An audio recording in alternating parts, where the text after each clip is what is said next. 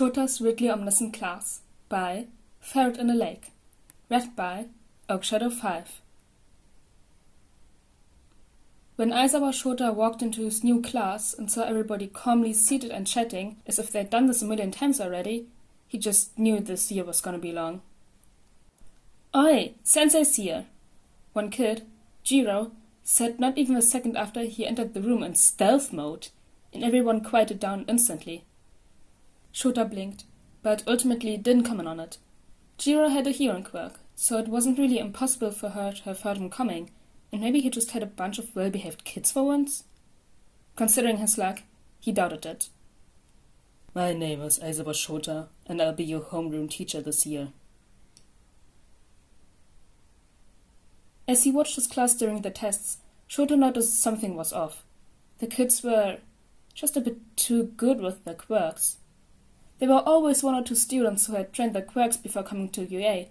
Most of the time it was those recommended, but never had he seen a whole class knowing how to adapt their quirks for different situations before.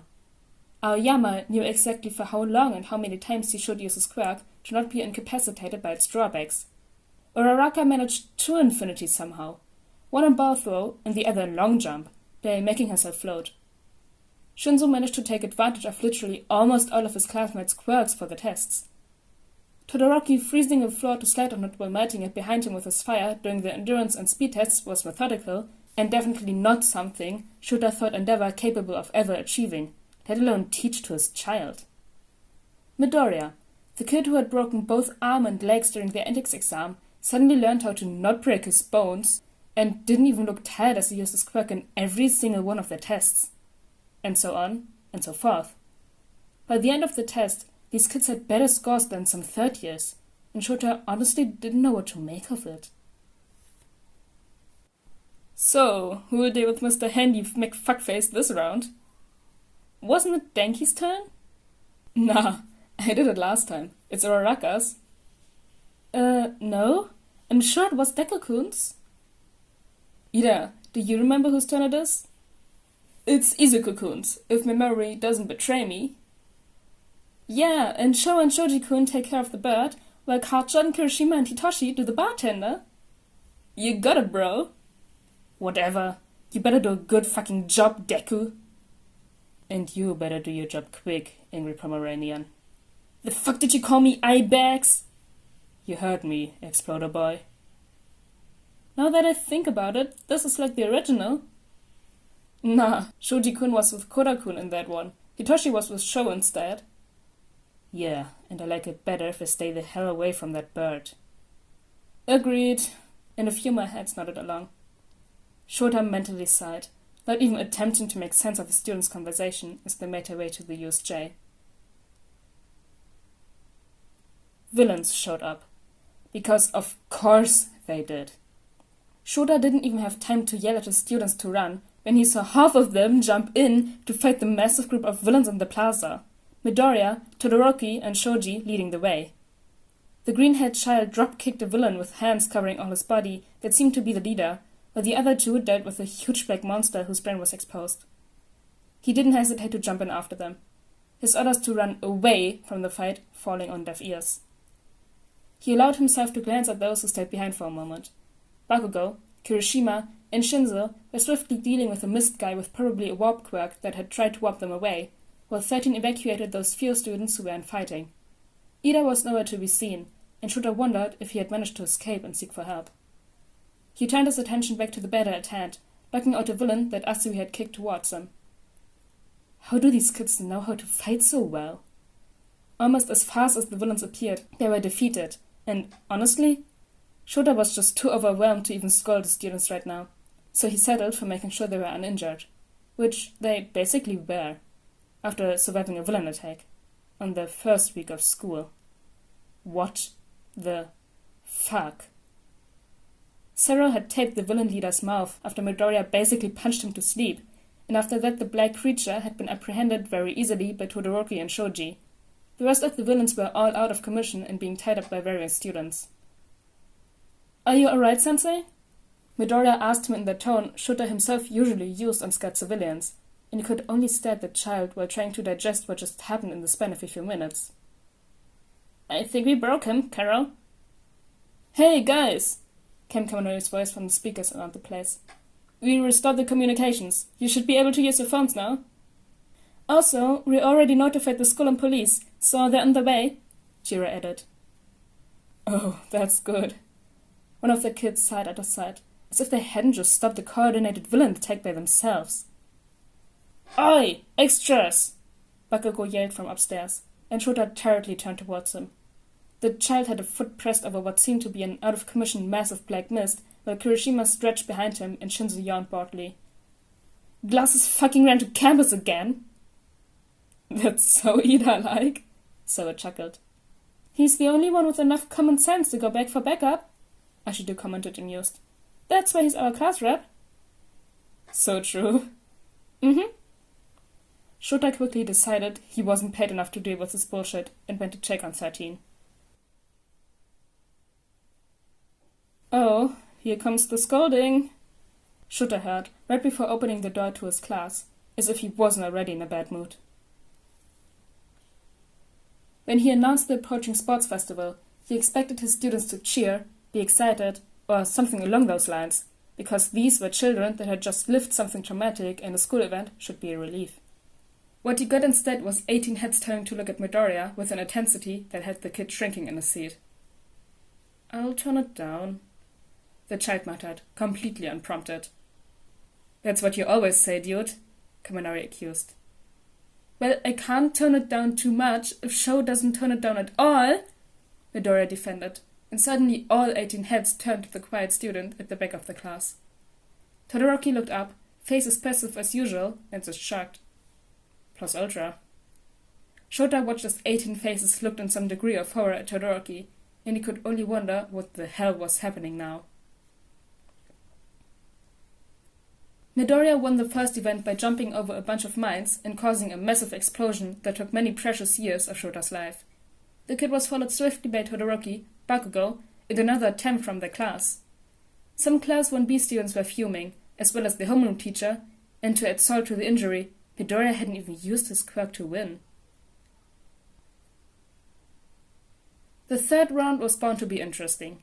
What with the matches they made, and considering all of them but 2 were from 1A. Shiozaki and Kamakiri didn't last long though. I'll turn it down my ass, Shouta muttered to himself as he watched Todoroki and Midoriya try to murder each other on live television. Everybody was holding their breath for the final match, Bakugo versus Midoriya, Shouta himself included, because he knew exactly how brutal they both could be. He had seen it firsthand during the USJ attack after all. And then those 2 idiots went and played rock, scissors, paper, and Midoriya got to kick Bakugo out of the ring without any kind of resistance aside from a few curses from the blonde. Why? He sighed. Oi, Aizawa, Kan called, looking an odd mix of mad, desperate, and confused. Just what are you teaching your kids? They completely obliterated mine. Honestly, Kan, I'd like to know as well. Hey, Sho, look at this! He looked up from his paperwork at the phone his husband was practically shoving in his face. On the screen, he could read a news article about the capture of the hero killer the night before the sports festival, and how, apparently, the villain had been found unconscious and tied up in wrapper paper right outside the police station, so it was most likely a vigilante's work. To be honest, Shouta didn't care who did it. The picture of the serial killer that had all the hero community in constant fear of being the next target, wrapped up in pink and white paper with a pretty red bow on top, was taking all of his attention. Some people are just insane, Hisashi said, shaking his head lightly, but he looked a second away from laughing at the disturbing image as well. Whoever did this, I both respect and fear simultaneously. Shigaraki Tomura and Kurogiri escaped. However, they were wiped out by someone else. Shouta didn't want to be the one to tell his class, not after they had apprehended the villains themselves during the USJ, but he did anyway because they were entitled to know. The reactions were not what Shouta had expected. I regret not killing my father when I had the chance. Midoriya lamented with a tired sigh, and Shouta could see Todoroki nodding in agreement from the back of the class. Don't worry, Deku-kun, Uraraka exclaimed happily, as if her classmate hadn't just mentioned patricide. Your dad will take care of that later. And if All Might doesn't, then I'll fucking do it myself, Pakoko proclaimed. You've been saying that for ages, Kachan, yet you never do. Shut the fuck up, Deku! You're still bitter over the original, aren't you? You too, Pikachu! What? Shouta growled, completely done with not understanding. Are you talking about? Oh, nothing much. Just Midoriya's supervillain sperm donor raising the wrong child for 15 years.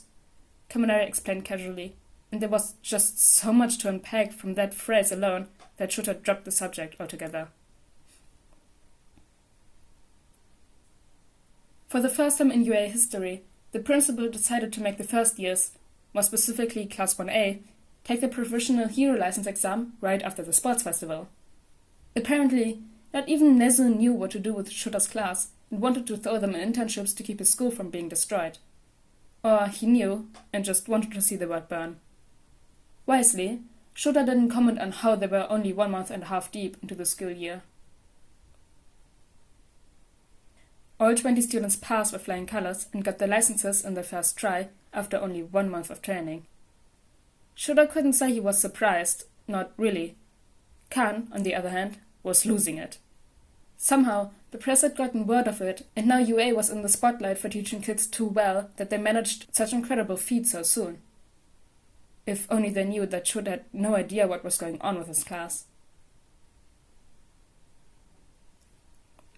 Hosu was attacked by Nomus just when 3 of his students decided to do internships there. Because, of course. He would later find out that Midoriya and Ida somehow managed to defeat 3 of those monsters by themselves. A green-haired child apparently punched one into the moon, or so witnesses said, and Shouta knew it couldn't not be Midoriya, while Todoroki trapped one in a glacier and cremated another alive. When the subject of the practical exams for first years was brought up during the faculty meeting, various pro-heroes swore out loudly at the prospect of confronting 1A, especially after the Hosu incident. And that was saying something, considering almost all of them had at some point been forced to confront villains well over their capacities, and that these were just children.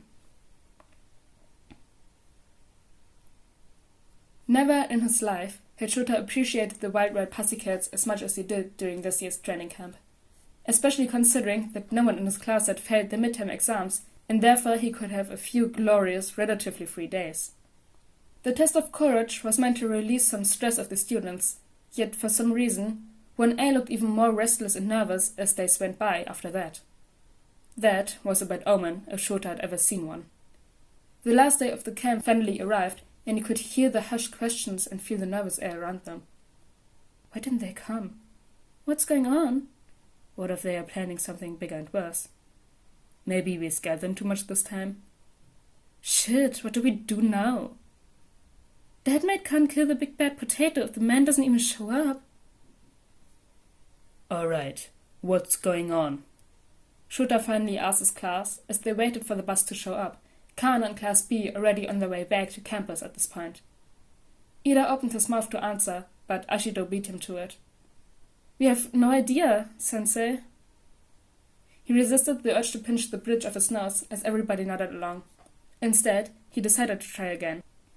And why are you all so nervous?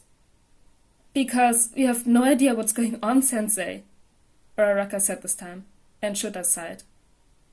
Why do I even try? He muttered to himself, watching as the students filled into the bus that had just arrived. Ragdoll, who was joining them with Pixie Bob for the ride to Muzutafu by Nizu's insistence, patted his back with a sympathetic smile that did nothing to soothe Shouta's already forming headache. When the bus came to a sudden stop with a loud screech in the middle of nowhere, there was absolutely no one on board that didn't instantly prepare for a fight. Ragdoll quickly announced the presence of various enemies, and it wasn't long before some sort of purple gas started filling the vehicle. They all jumped out, trying their best not to breathe it, and they were soon surrounded by villains. Shouta sent an alert with his phone, knowing full well that unless the fight drew out for too long, no backup would reach them in time. It didn't seem to bother the students as much, seeming that all the nervous energy they had been building up over the past few days was now completely gone and replaced with an eerie calm. One of the villains, a black-haired guy with burnt skin, had started to give some sort of monologue that Shouta didn't give a damn about, when Todoroki suddenly interrupted him as stone-faced as ever. "You know, you should visit Mom if you've got this much free time, brother." And then, the villain was suddenly pierced in the stomach by some pretty sharp spears of ice. As he started to melt into a black puddle, Todoroki created another spear and stabbed the guy's chest with it, for good measure. "Tell her I say hi." That was all Shouta managed to see before the real attack started and everything blurred into fighting. By the time the police and paramedics arrived, all villains, except one, had been apprehended, and all students, except one, were present at the scene.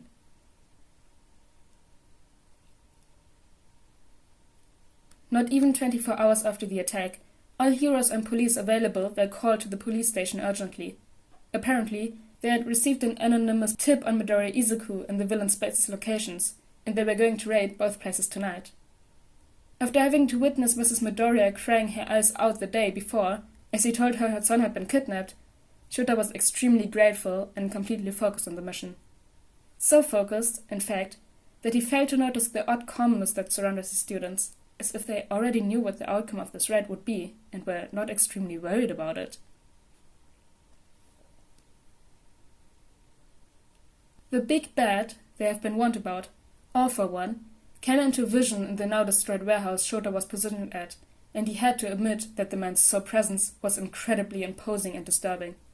But even more disturbing was the fact that Midoriya looked bored while being held hostage by the centuries-old supervillain could kill him in an instant. He didn't allow himself to dwell on too much on that, lest he got someone killed, and instead erased the villain's quirk and let the other pros fight him. Or, well, try to fight him. The bastard didn't even look interested in what was happening around him, as he managed to keep all pro-heroes at a 2-kilometer radius away from him. Shouta noticed Midoriya struggling in the villain's grasp and squinted his eyes to try to make out the situation a little better. Only to realize the kid wasn't struggling. He was shrugging, while apparently holding a conversation with the enemy. What the hell, problem child? The dust and dirt in the air finally forced him to blink, and the moment he did, everything exploded around them.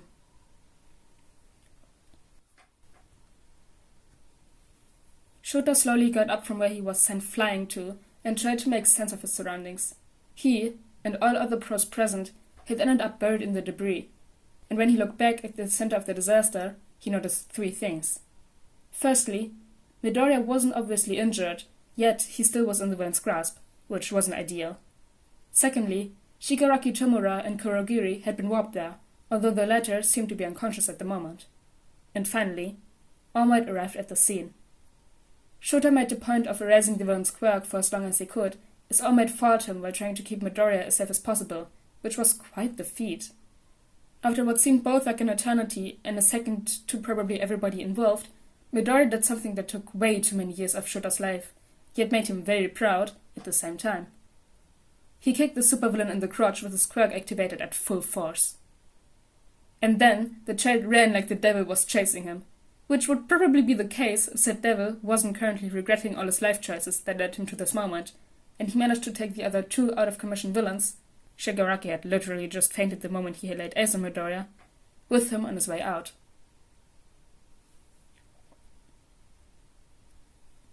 By the time the sun shone on Kamino again, All for One had been captured. Shigaraki Tomura and Kurogiri were arrested. A whole Numa factory had been destroyed. All Might left a great message for the world as he retired for good. And Midoriya Izuku was reunited safely with his mother. All things considered, Shouta thought this was a very good result, and that dealing with the parents of his 20 students afterwards was the universe's way of restoring the delicate balance of good things, bad things happening to him. Legendary man! Seriously! Shouta heard Kaminari yell as he walked closer to where his students were waiting for his arrival. A chuckle had him stopping in his track, curious. "I've been wanting to do that all my life," Midoriya happily exclaimed. Considering the kid had been kidnapped less than a week prior, Shouta couldn't help but feel a bit relieved that the student could still have fun like a normal teenager. It was very satisfactory, I have to say. Therapeutic, even. Really? Maybe I should try it too. Todoroki mused aloud. What do you think, Zoo? I think that kicking Endeavor in the nuts is a little too risky, even for you. Natsu's tried before, but he didn't succeed. And it's not like he doesn't deserve it. Maybe, but I prefer you out of jail. That's the moment when Shouta decided the conversation wasn't as interesting as he thought and stepped out, making himself known to show them their new dorm. As per usual, none of them reacted the way Shouta would have expected. Yes, they were excited, but they weren't even paying attention to the new building, almost as if they already had visited the place before. Yay, I missed this! Uraraka exclaimed, letting herself fall in one of the couches in the common room. Me too, Todoroki surprisingly agreed, and not so subtly glanced at Midoriya, who smiled back and pointed upwards. The drool-haired boy nodded, and they both started walking toward the stairs. You too. Please tone it down a little, Hitoshi asked with an amused grin. I'm in the next room over, and I hear things. Both Midoriya and Todoroki blushed, one considerably more than the other. Sorry, the green-haired boy squeaked, speeding up a little more. Wait a minute! Shoto-kun! Izuku-kun! Ida yelled after the voice in question, moving his arms frantically. We still have to hear Aizawa-sensei's speech. It's disrespectful to just skip it like that. And you two stop as well, Bakugo-kun, Kirishima-kun. Shut up, glasses. We've got a room to build from scratch and no time to waste on some speech. Bakugo barked as he walked past Ida, already making his way to the elevator without even checking which room was supposed to be his. To be fair, the other two hadn't checked either before disappearing. Oh, Brodsky, if I help you with yours, you'll help me with mine? Kirishima excitedly proposed, tagging behind the blonde with a wide grin. Whatever, just don't slow me down. Sure thing, bro. You worry too much, Tanya-kun, Uraraka commented, also walking away, followed swiftly by the other girls. It's just the dorms. Relax. Soon enough, all the students except for the class rep had filed out of the room, and Shouta felt a bit of sympathy towards the boy.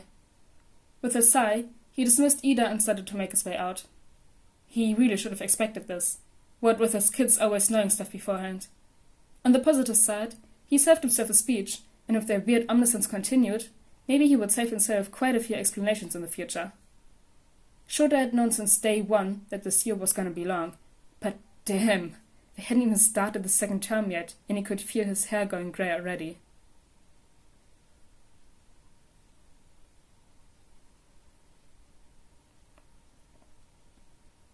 Woo!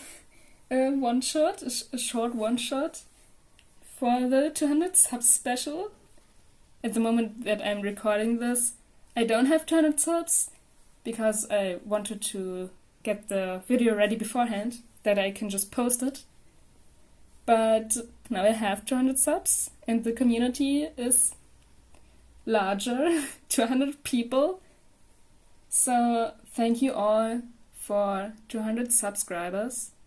And it's crazy to think about because it's not even been a year. And there are also some notes about this one-shot that I wanted to read for you because it's kind of important, I think. So yeah, I'm gonna read that right now. Ferret in a Lake Road right here. Edit.